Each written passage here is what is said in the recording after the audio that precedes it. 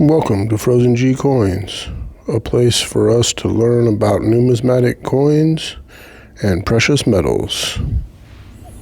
When in the course of human events, it becomes necessary for one people to dissolve the political bands which have connected them with another, and to assume among the powers of the earth the separate and equal station to which the laws of nature and of nature's God entitle them.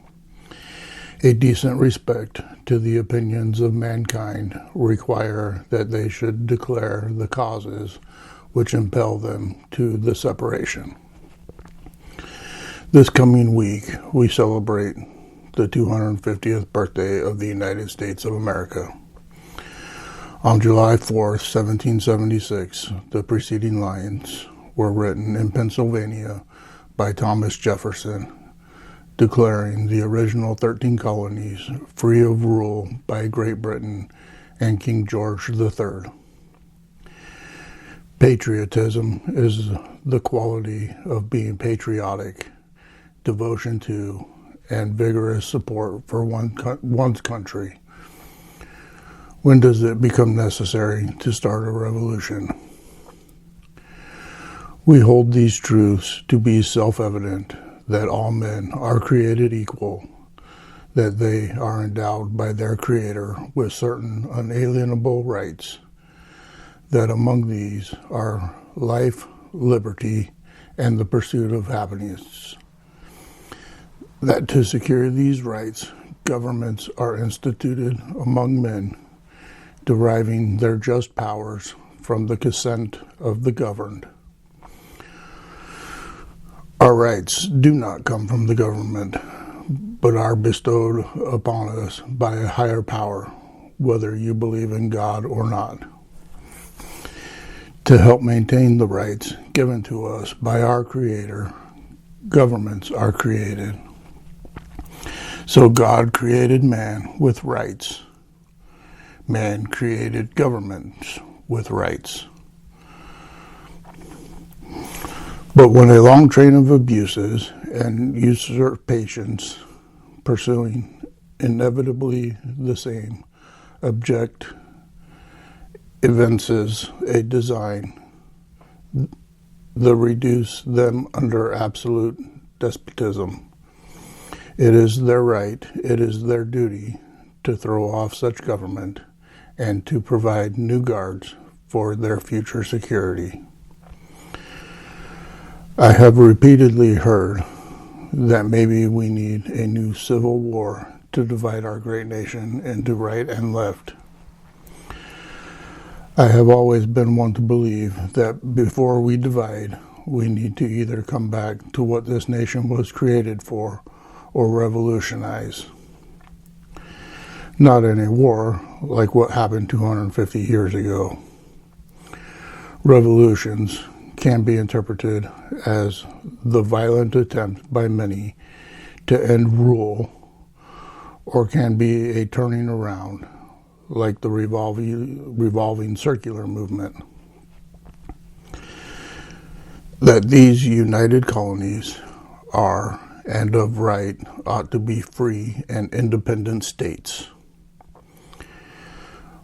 My belief is this is where our great country has gone wrong.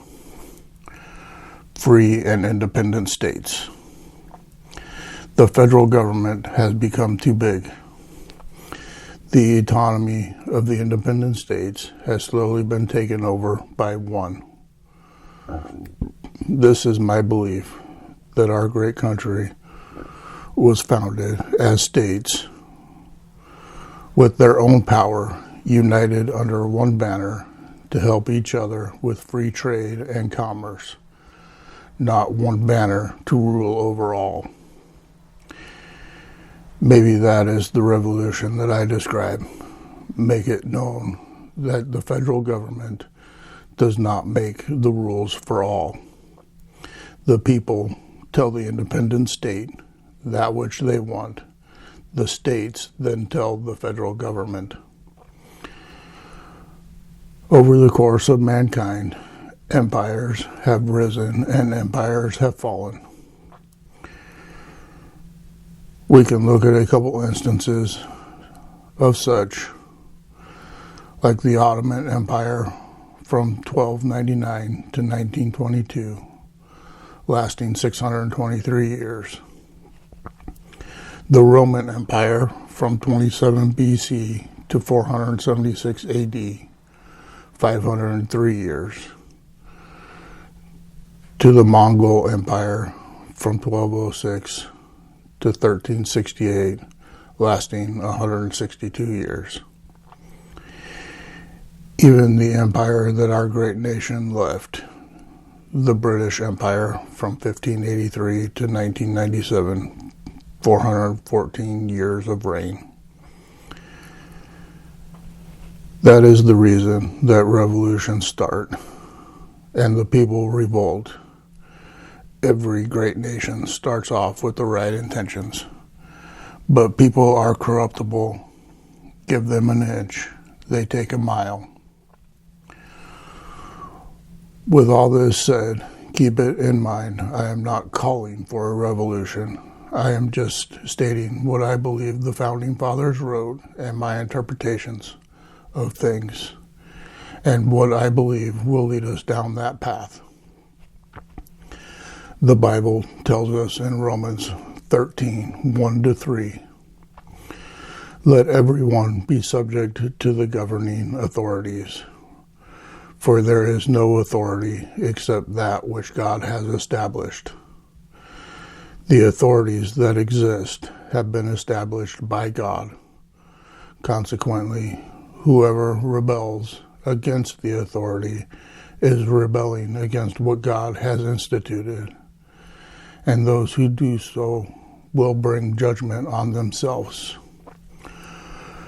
For rulers hold no terror for those who do right, but for those who do wrong. Do you want to be free from fear of the one in authority? Then do what is right, and you will be commended. This does not exclude us from civil disobedience.